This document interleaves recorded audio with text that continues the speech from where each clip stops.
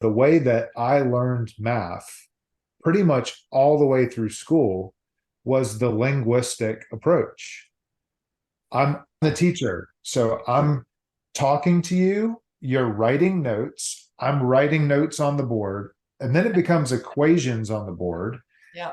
You have a written test with word problems. If you didn't catch what you listened to and read in class, you read the textbook. Yeah. Everything is written. And I was like, wow, this isn't the only way to approach this subject. Like, what That's about the mind kids? blowing even in itself, because what you just explained is the only way that I ever learned math, or anyone I know learned math. And like, no, like feeling the shapes or playing No. around or it being 3D. And when you're in like maybe kindergarten through third grade, there's manipulatives like this thing plus this thing is two things. Look, or hey, there's this like shapes that I can make something with and learn about a square and a triangle. But beyond third grade, it becomes more and more abstract Yeah, my to the daughter's point doing where geometry, and it's just equations. And she's like, oh, it's so boring. it's so boring. It is not, and it's not only boring, it's mandatory. Yeah. Like you have to pass a certain level of math and you have to take it every year and it builds on itself. So if you start to get lost, now you're really Exactly what behind. happens. It's around middle school that it really goes Yeah. off the rails, and then high school is just gone. And I've I'm bad taught at both. And this is a something unfortunately that's really, I mean, it's pervasive. Like when I do workshops, and I've done all sorts of workshops, kids, adults, university level, teacher trainings, big conferences, like the whole deal.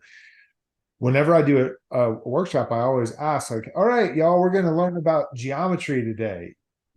Raise your hand if that makes you feel anxious. it. Raise your hand if you have some math trauma.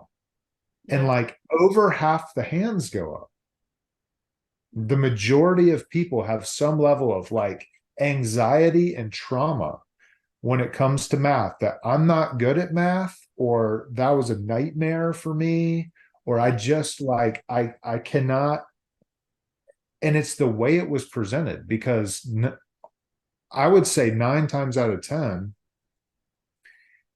those people are like hands-on learners, or they're visual spatial learners, or they're naturalistic learners, or they're musical learners. And all of that relates to geometry and math, but it was never presented that way. It's weird. And so How do go you, ahead. Yeah. yeah, how do you approach it differently? I can't even conceptualize it, Mark. That's how far away it is from me. Yeah. So like, this is an example of like, okay, if we're going to learn about, let's say, something that's again kind of who cares about surface area, Mhm. like really in the grand scheme of things, I'm a 12, 13-year-old kid. Great, we're going to calculate surface area today. Right. Well, if I get to build some cool shape first, right, and it's a puzzle and I'm working with in a team, right, because that's another thing, some people are like interpersonal learners. So like now we're like building this thing together and we built this cool shape, and now it's like, okay, now measure this. Right now I get to actually physically, measure the thing and investigate it and whatever. This is interesting and fun. I'm into it. And now it's like, okay, now here's the like algorithm part of like, here's how you calculate the area of this triangle. And Right. how many triangles were there? All right, there were 20, All right, so now look, now we're out. And so that's a completely different approach than I see a picture in a book. Yeah, totally. Is just night and day. So, and that's just one example. So like compass drawing is another one that I really love. That's, a classic, Mm. part of geometry. Like, and that's another whole branch of this is like, you never really learn the history of math. You No. never, like, that's never really shared. And it's fascinating. Like, people like Leonardo or Pythagoras, or like, these are fascinating people with really interesting stories. And like, history is a story. So when you learn about these characters and they're like wizards and stuff, and it's like, whoa, this is cool. You know what I'm saying? It's like, All I'm thinking um, is, how do we sick you on more and more kids, please? Really? so and so it's funny because, I taught in the classroom for like, 15, 16 years, and love that. I really love that experience. And at the same time, um, I definitely felt that calling, of, hey, there's a next level, there's a higher harmonic of this that wants to happen. And that's going to be shared with more people. It's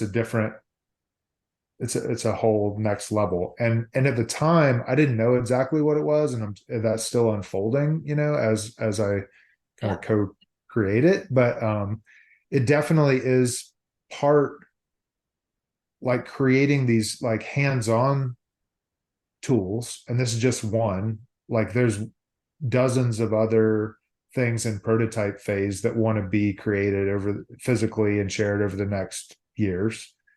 And this company is an amazing partner to do that, because they're the number one producer of environmentally sustainable toys in the world. So it's like, You're to not do it in a way creating that's like junk. high quality, and no, it's specifically designed to be an heirloom that you pass down to the grandkids.